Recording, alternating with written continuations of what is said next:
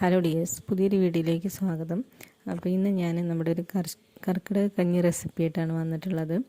അപ്പോൾ ഈ ഒരു കർക്കിടക കഞ്ഞി നമുക്കറിയാം, സാധാരണ നമ്മുടെ നാട്ടിലുള്ള ഔഷധ സസ്യങ്ങളൊക്കെ വെച്ച് നമ്മൾ ഉണ്ടാക്കുകയാണ്. പക്ഷേ ഇതെന്ന് പറയണത് ഇപ്പോൾ നമുക്ക് അതിനുള്ളൊരു സമയവും അതുപോലെ സാധനങ്ങളൊക്കെ കിട്ടാനുള്ളൊരു ബുദ്ധിമുട്ടുള്ളത് കൊണ്ട് നമുക്കിത് റെഡിമെയ്ഡായിട്ട് തന്നെ നമുക്ക് കിട്ടുകയാണ്. അതായത് അതിനാവശ്യമായിട്ടുള്ള എല്ലാ അരിയും ഔഷധ ചൂർണം ഒക്കെ കൂടെ കൂടിയിട്ടുള്ളൊരു പാക്കാണ്. അപ്പോൾ വലിയൊരു പാക്ക്, അതിൽ 7 പാക്കറ്റ് വരുന്നുണ്ട്. ഒരു പാക്കറ്റ് നമുക്ക് ഒരു ദിവസം കഴിക്കാനുണ്ടാവും, ഒരു 3 ആൾക്കൊക്കെ കഴിക്കാനുണ്ടാവും.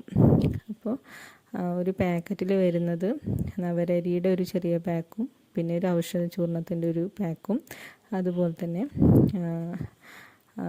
ഉലുവി ആശാളി എന്ന് പറയുന്നൊരു സംഭവം.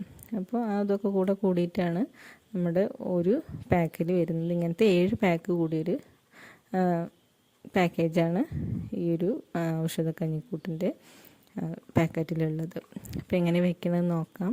അപ്പോൾ അതിനായിട്ട് ആദ്യം നമ്മളൊരു ലിറ്റർ വെള്ളം തിളക്കാനായിട്ട് വെക്കുക. അതിന് ശേഷം നവരരി ഇതേ ഒരു പാക്കറ്റിലുണ്ടാവും ഇതുപോലെ, നമ്മൾ നന്നായിട്ടൊന്ന് കഴുകിയെടുക്കുക. വെള്ളം തിളച്ച് വരുമ്പോൾ നമ്മൾ നവരരി ഇതിലേക്ക് ഇട്ട് കൊടുക്കുക. അപ്പോൾ ഞാൻ അത്യാവശ്യം നല്ല തീയിൽ തന്നെയാണ് വെച്ചിട്ടുള്ളത്. ഒരു 20-25 മിനിറ്റൊക്കെ ആകുമ്പോൾ ഏതാണ്ട് ഇതിൻ്റെ ഒരു പകുതി വേവാകും. പകുതി വേവാകുമ്പോൾ നമ്മുടെ അരിയൊക്കെ ഇങ്ങനെ മുറിഞ്ഞു തുടങ്ങും. നമുക്കത് കോരിയെടുത്താൽ മനസ്സിലാവും. അപ്പോൾ ആ ഒരു പകുതി വേവാകുന്ന സമയത്ത് ഇപ്പോൾ അത് കണ്ടില്ലേ, കളറൊക്കെ മാറി നമ്മുടെ അരിയുടെ ആ ഒരു ഇത് ഉള്ളിൽ വറ്റൊക്കെ ഇങ്ങനെ തെളിഞ്ഞ് വരാൻ തുടങ്ങും. അന്നേരം നമുക്ക് ഈ ആശാളി അതുപോലെ തന്നെ ഉലുവ ഈ ഒരു പാക്കറ്റ് നമുക്കിതിലേക്ക് പൊട്ടിച്ചിട്ട് കൊടുക്കാം. അപ്പോൾ നമ്മളിതിലേക്ക് അതിട്ട് കൊടുക്കുക. അതുപോലെ തന്നെ പിന്നുള്ളത് നമ്മുടെ ഔഷധ ചൂർണം, നമ്മുടെ ആ ഒരു പൊടി ഉണ്ടാവും.